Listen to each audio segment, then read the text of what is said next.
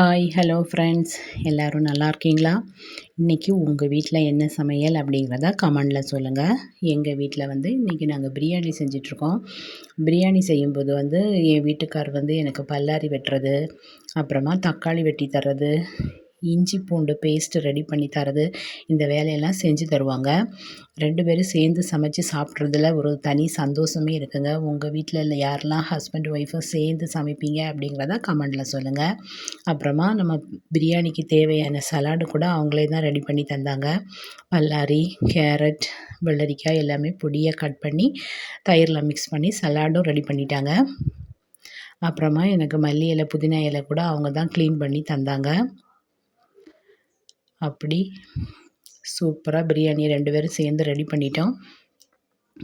லாஸ்ட்டாக அண்டிப்பருப்பு, முந்திரி பருப்பை நெய்யில் வறுத்து பிரியாணியில் சேர்த்தாச்சு. நல்லா கிண்டி கொடுத்து இனி தம் போட வேண்டியதான்.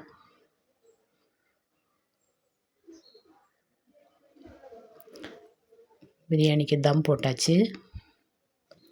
10 நிமிஷத்தில் சூப்பராக தம் பிரியாணி ரெடி ஆயிடுச்சு.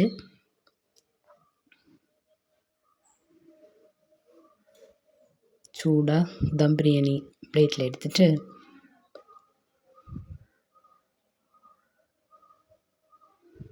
அப்புறமா கொஞ்சமாக கிரேவி ரெடி பண்ணியிருந்தேன்.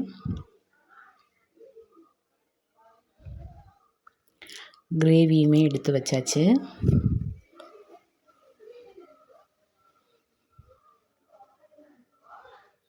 அப்புறமா தயிர் சலாடு,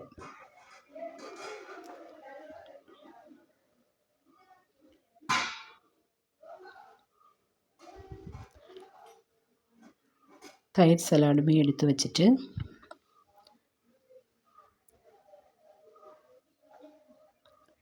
முட்டையும் எடுத்து வச்சு சூடாக நாங்கள் பிரியாணி சாப்பிட போகிறோம். ஓகே, பாய். எங்கள் சேனல் உங்களுக்கு பிடிச்சிருந்துச்சுன்னா மறக்காமல் லைக் பண்ணுங்கள், சப்ஸ்கிரைப் பண்ணுங்கள். தேங்க்யூ.